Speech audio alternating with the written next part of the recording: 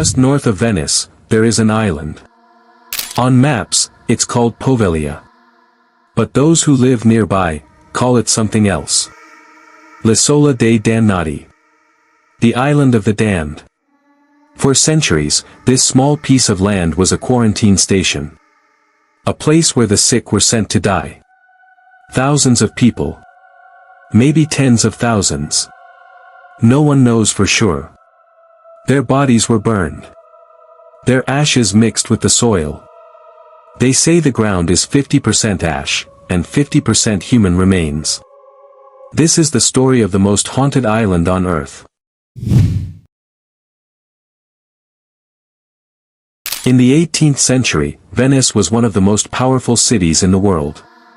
Ships from Asia, Africa, and the Middle East docked in its ports every day.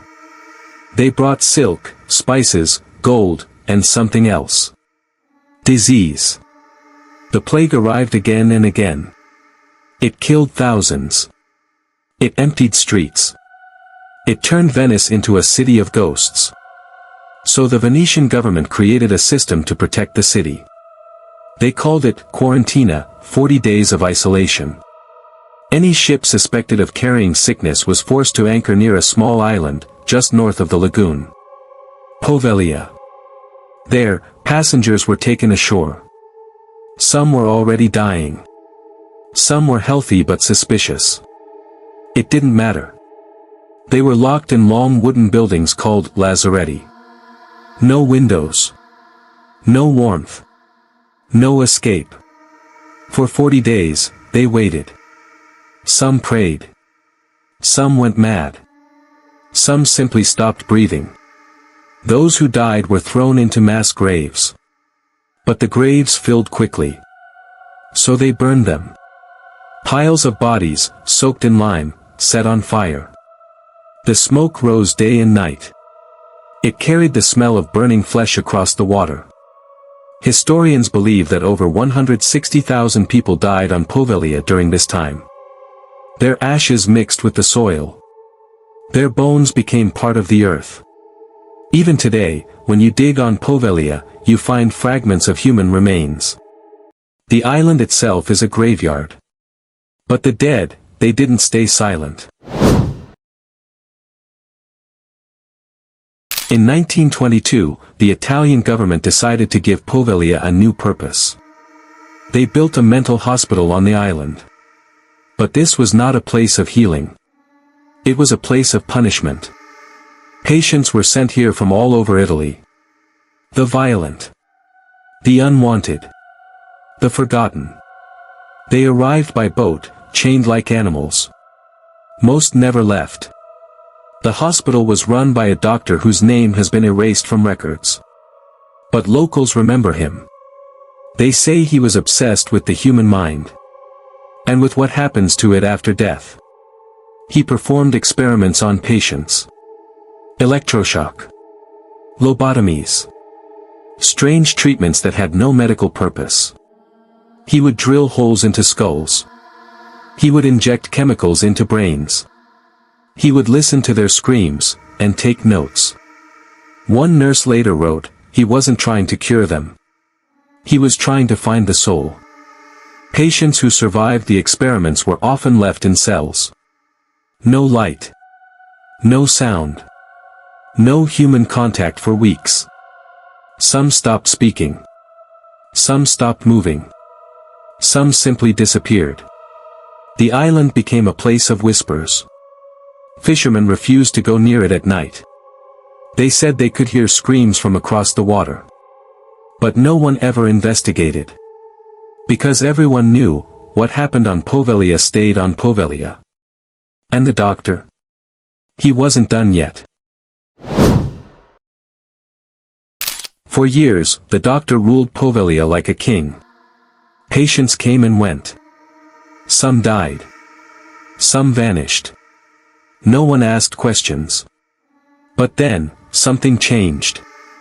The doctor started acting strangely. Nurses noticed he would talk to himself in empty rooms. He would stop mid-sentence, staring at nothing. He complained of voices. Whispers. He said the patients weren't the only ones on the island. One morning, he climbed to the top of the bell tower. He stood there for hours, looking down at the sea. No one knows what he was thinking.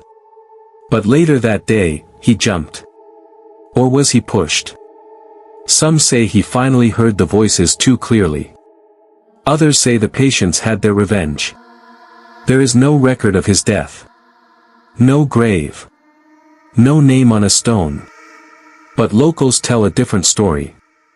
They say the doctor didn't die that day. They say he still walks the halls of the asylum. Still listens. Still experiments. And sometimes, at night, you can hear him screaming from the tower. The same tower where he fell.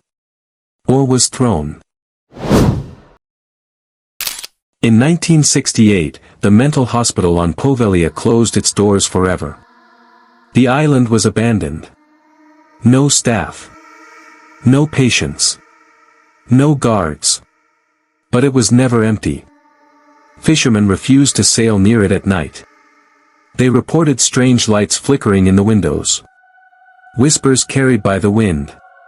And the smell of burning flesh. In 2014, a group of urban explorers decided to spend a night on Poveglia. They arrived by boat just before sunset. The island was overgrown.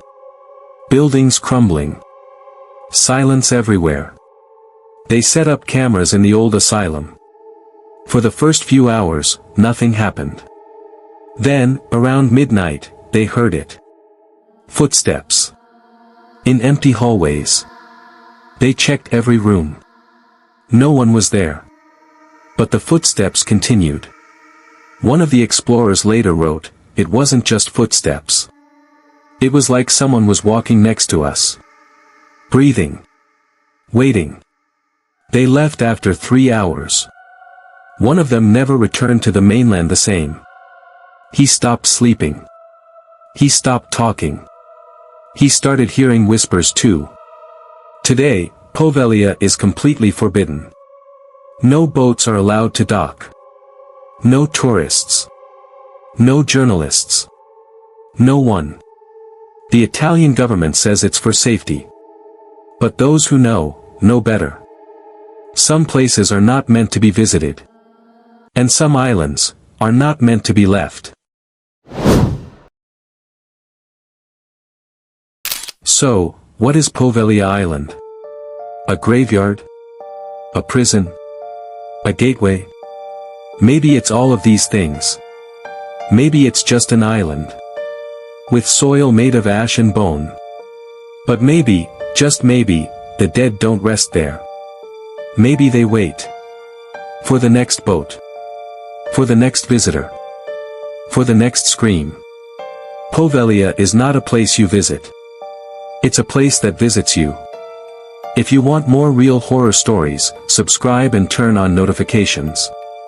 Next time, Eastern State Penitentiary. America's most haunted prison. And remember, some islands don't let you leave.